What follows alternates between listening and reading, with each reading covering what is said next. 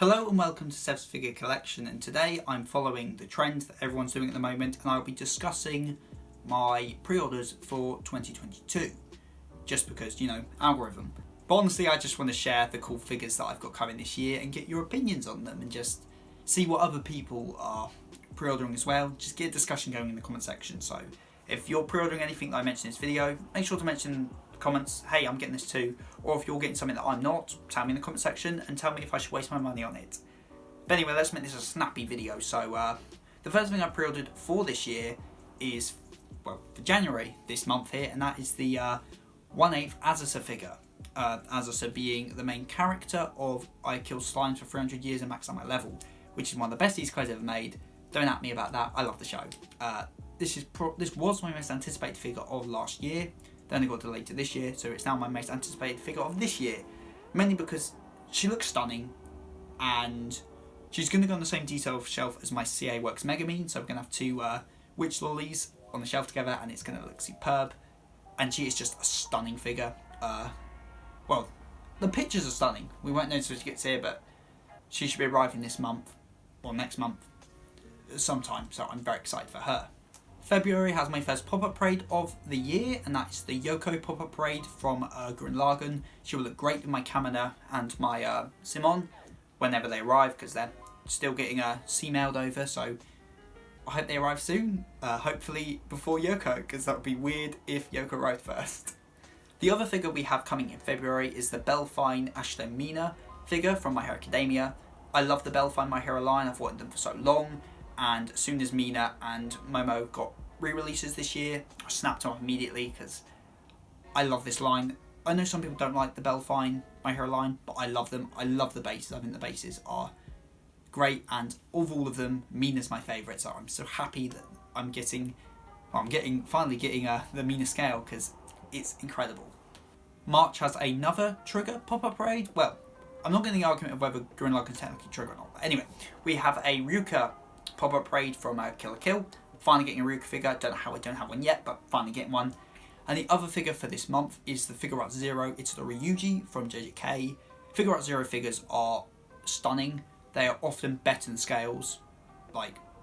Scales are usually better, but what I mean is for the price range, they are far more economically reasonable than scales because they're not much more expensive than prize figures, and they have quality rivaling scales. So yeah, and I think personally this Itadori is the best Itadori figure, period. I don't think any of the scales come close to how good this figure looks. And we know the Sukuna figure is coming because we've had pictures of it and it looks maybe even better than this. So I'm really hoping we get a full line of Figure Art Zero JJK figures. Mainly because then I don't have to spend more money on getting JJK scales, but it also means that, if we're getting other figures of the other characters to match the standard of this Yuji and this Sukuna, then oh my god, they're going to look good. And I really want a Nobara figure, just in general. She is one of my favourite characters of JJK, and I really want a figure of her, so can we get a Figure Art Zero for her, please? April has two scale figures, the first of these being the Artifacts J Mei with Torchic figure, obviously from Pokemon.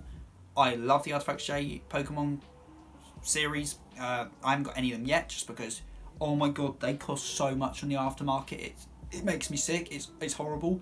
So as soon, even though Mei is probably one of my least favourites of the line, as soon as she went up for pre-order and I saw the price, I was like, I'm grabbing this because I know how much they cost in the aftermarket. And yeah, I don't want to have to buy. I'd never buy this figure if I didn't pre-order her, just because the prices are so insane. One day, hopefully, I'll have all the ones I want, but there is a lot of them, so here's hoping. But I'm looking forward to her. But the figure I'm looking way more forward to on that month is the 1/7 Shaltir Blood of Fallen figure from Overlord. This is, I think, the third re-release of this figure. I honestly can't remember who it's by, sorry about that, but it's a stunning figure, considering Shaltir is my favourite character from Overlord, and the best part of her character is her design. A figure of her is just a no-brainer, I'm buying it. And it's a 1/7. And I'm glad, because most of my scales just end up being 1/8, and I want some bigger figures. Even if Shaltir isn't a particularly tall character to begin with, so she might not look like a 1/7. You know what I mean. But anyway, I'm very excited for her. One up there for one of my most anticipated figures of the year. May is a triple pop-up parade month because we have all three of the Baki pop-up parades. That being Hanma Baki, Dopo Orochi, and Hanayama Sakaru. I don't know how you speak Hanayama's given name actually. I've only ever read it. But anyway, these figures, well, I think Baki and Dopo look a bit rough even for pop-up raids. Hanayama though looks incredible. I'm really conflicted because I love how he's basically naked, so we get to see his sick back tattoo, but he's probably got some of the best drip in anime, so I'm sad when we see his sick jacket and his shoes and his glasses. They're really cool. So maybe pop-up raid, you want to do a Hanayama with his suit on in the future? That'd be cool. But I'm very excited for these. If you are a Baki fan, you know the only Baki figures there are really old and really expensive and really rare, and if you want to buy some of them, you better waste all your money because they are not cheap. So I'm so excited, even if they're pop-up raids, to be getting some Baki figures because I love Baki and I want some Baki merch in my life. I'm really, really hoping we get more of these in the future, just because, sure, a Baki figure's cool, Hanayama's really cool, I like a Dopo figure, I want a Yujiro figure, I want a Retsu figure, and a Katsumi. There's loads of characters I really want a figure of, and so I'm really hoping we get a Yujiro figure because he's my favourite character. And I just think Yujiro has such a presence in figure form. Like, most of the Baki figures that exist are Yujiro figures, and they're all really good looking figures, even if they are stupidly expensive. So yeah, May is a triple pop-up raid month, and I'm very excited for it because my birthday's the beginning of June, meaning they'll be arriving around my birthday, and that means I can have a Baki birthday. For June, we have the other Belfine My Hero Academia figure. I already mentioned that being Yayoro's and Momo. Not as cool as the Ashido one, but still really cool. Look forward to that arriving. And then we come to August, which is my most expensive month for pre-orders. That's because we have well, technically 3 scales. First is the Hayasaka 1/7 figure from Kage-sama Lover's War. Really good looking figure. Very excited for that. But more importantly is the Jahi-sama figure 1/7.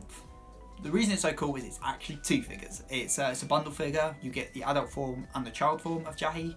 And originally when they announced the price, it's like 17,000 yen. Everyone was like, yeah, it's got to be a mistake. It's got to be 17,000 for each of the figures, not together. But no, it was for together. An absolute steal, bargain of the year.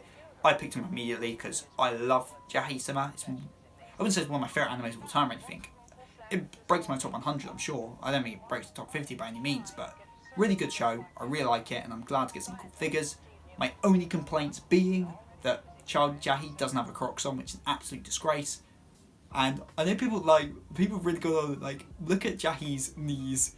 They're really realistic for some reason. I think it looks cool, but a lot of people are really turned off by that. I think it's quirky, and I'm very excited for this figure. And so technically that is all my pre-orders for 2022. Technically I have a 1/6 Minako figure from Shadow's House, but that doesn't come out till February 2023 or something, so technically not a 2022 pre-order.